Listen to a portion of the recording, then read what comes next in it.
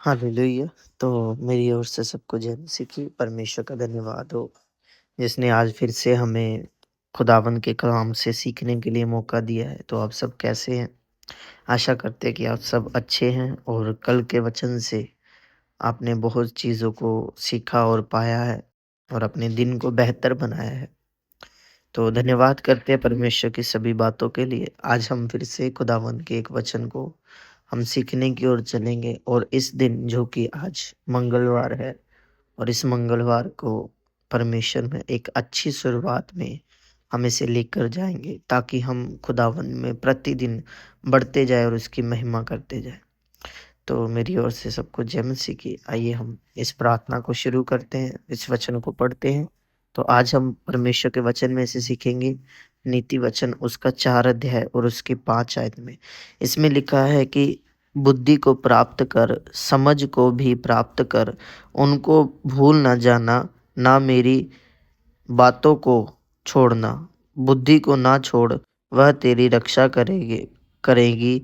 उससे प्रीत रख, वह तेरा पहाड़ देगी। अब यहाँ पे परमेश्वर का वचन क्या कह रहा है कि उसने कहा 5 और 6 में हम पढ़ते हैं कि उसने कहा बुद्धि को प्राप्त कर, समझ को भी प्राप्त कर। अगर आप इसी वचन को अगर जब आप पढ़ेंगे 4 का 1 पढ़ेंगे तो उसमें ये लिखा हुआ है कि समझ कहाँ से आती है?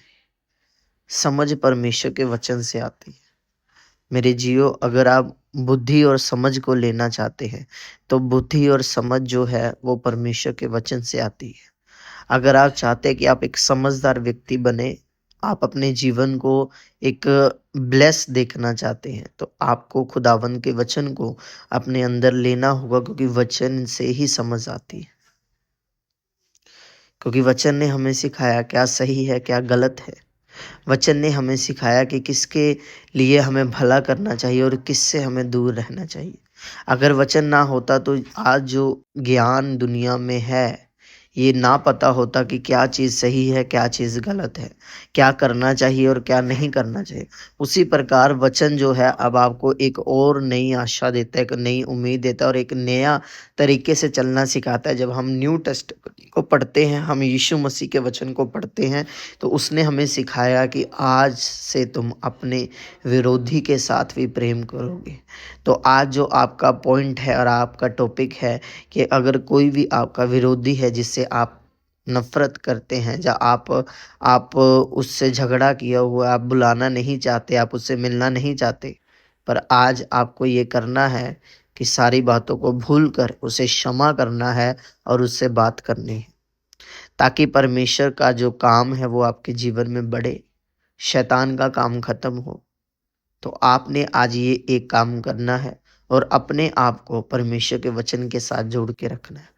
और जब भी आप फ्री हों, आपके पास समय है, इस वचन को निकालो और पढ़ो और इसका मनन करते रहो, इसे बार बार दोहराते रहो, ताकि खुदावंद का जो काम है वो आपके जीवन में बढ़े, आपके परिवार में बढ़े, आपके फैमिली में बढ़े। जितने भी मेरे भाई मेरी बहनें ये वचन को सुन रही हैं, मैं आपसे यही कहना चाहता हूँ कि परमेश्वर का वचन हमें ये बताता है कि वो हमें बेहतर बनाने के लिए आया है, वो हमें ऐसा बनाने के लिए आया है, क्योंकि दुनिया ने हमें काबिल नहीं समझा, उसने हमें ठुकराया, हमें हमारा इनकार किया, पर परमेश्वर ने हमें अपनाया और उसने हमें ये वचन दिया है ताकि हम काबिल बने, ताकि दुनिया को हम दिखा सके कि जिसने हमें ठुकराया वही एक बड़ी इमारत का एक सिरे का जो अहम पत्थर वो बना, और वो परमेश्वर आपको बनाएंगे।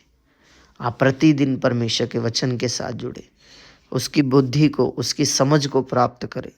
क्योंकि हम जब मसीह में नहीं थे, हमने अपनी बुद्धि और अपनी समझ का इस्तेमाल किया, पर हम नहीं जीते, हम हारे, हमने दुखों को, तकलीफ़ों को देखा।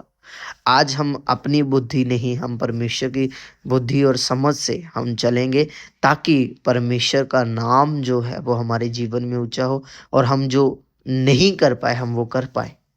जो हमने आज तक नहीं करके दिखाया, जो चीज़ें हमने आज तक नहीं पा पाए, हमने जो बरकतें नहीं ली, वो हम अब लें। हमें ये देखना होगा और हमें ये करना होगा। आमीन।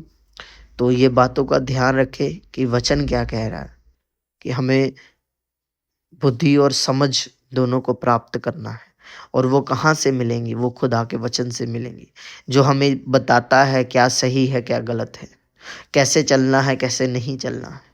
तो कृपया आप डेली वचन को पढ़ें और इस वचन को आज के दिन, जो कि मंगलवार का दिन है, आपने मनन करना है, इसे पढ़ना है और इस वचन को अपने हृदय में लेना है, अपने जीवन में लेना है, ताकि जो आज का आपका दिन है ये सुपर से भी ऊपर ब्लेस होने पाए और आप आज के दिन उस कर्तव्य को जो खुदा ने आपको दिया है आप उसे निभा सकें।